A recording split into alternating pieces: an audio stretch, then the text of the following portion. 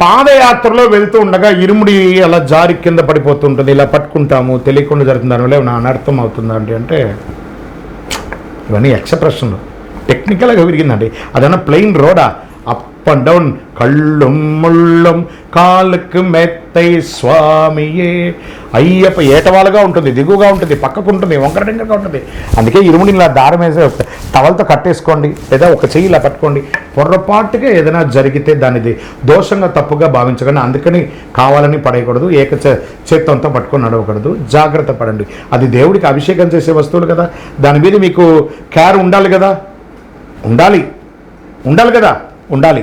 ఒకసారి మాల వేసుకున్న మాలను మళ్ళీ వేసుకోవచ్చా? అది బంగారంలో అల్లారా, వెండిలో అల్లారా, లేదా కాపర్లో అల్లారా?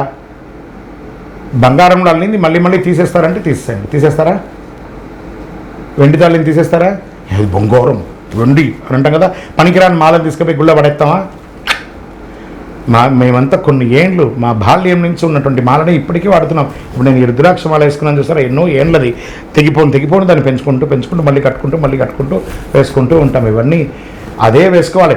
ఒక మంచి ప్రశ్న, మాల వేస్తే ఆ మాలను తీసి కుప్పలో పడేసేటప్పుడు అది బంగారంతో అల్లి పడేయండి, ఎవరైనా బాగుపడిపోతారు దాన్ని తీసుకొని.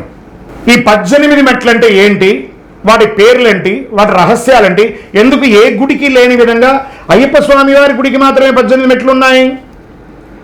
స్వామివారు బాణం వేస్తే పడ్డ దేవాలయాలు అచ్చన్గోవిల్, ఆరింగావు, కుళత్తపడి, ఎరిమేలి అన్ని చోట కూడా కిందనే ఉంది. కానీ శబరిమలలో మాత్రము ఆ యొక్క శిల్పి పెద్దగా కట్టేశాడు, చాలా ఎత్తైన పీఠంలో అయిపోయింది.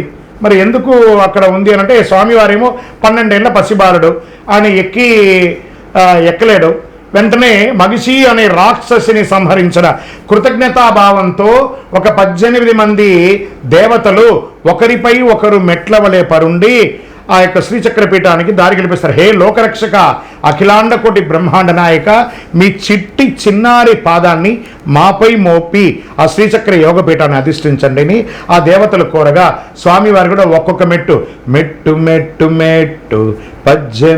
మెట్టు అని ఒక్కొక్క మెట్టుగా ఎక్కి చిరునవ్వుతో శ్రీచక్రపీఠం దగ్గరికి వెళ్ళడానికి ప్రయత్నిస్తూ ఉండగా ఈ 18 మంది దేవతలు అడుగుతున్నారట, స్వామి లోకరక్షక, మీరు ఎక్కారు కాబట్టి ఇక మీద ఎవరైనా ఈ శబరిమలకి వచ్చి మొక్కాలి అనుకుంటే మాపైనే కదా కాలు మోపాలి, మరి మీరును ఆ సామాన్య ప్రజలు ఒకటేనా?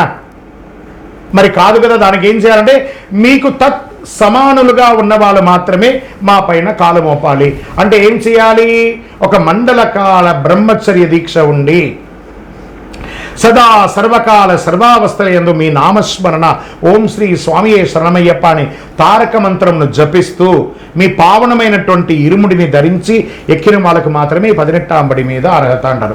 తదాస్తూ అంటారు స్వామి అని అంటారు. మళ్ళీ 18 దేవతలు ఏమిటయ్యా అంటే, మరి కొంతమంది నేను కాలు మండలం, అరమండలం, ఈ మండలం, ఆ మండలం అని అంటుంటారు కదా, మరి అవన్నీ లేదు, కాంప్రమైజే లేదు.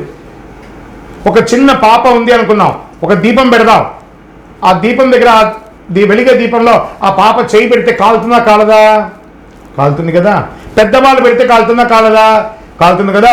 వృద్ధాప్యంలో ఉన్నారు కదా, వాళ్ళు పెడితే కాలుతుందా? అగ్నికి తారతమ్యాలు లేవు.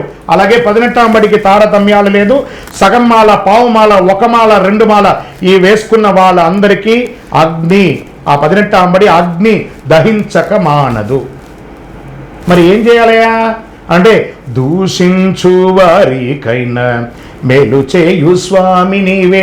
18వ అంబడి మీద ఎక్కడానికి 41 రోజులే కానీ స్వామిని దర్శించడానికి దీక్ష లేదు. పక్క మెట్ల ద్వారా కూడా వెళ్ళి దర్శనం చేసుకోవచ్చు. దీక్ష తీసుకున్న వాళ్ళతో పాటు ఒక సివిల్ స్వామి ఇద్దరు వస్తారు, ఆయన కూడా దర్శనానికి వస్తారు కదా. మరి పక్క మెట్లో నుంచి వెళ్తారు కదా, పక్క మెట్లో వెళ్ళి దర్శనం చేసుకోండి. వేసుకుంటే 41 రోజులు లేదా సివిల్గా వెళ్ళండి.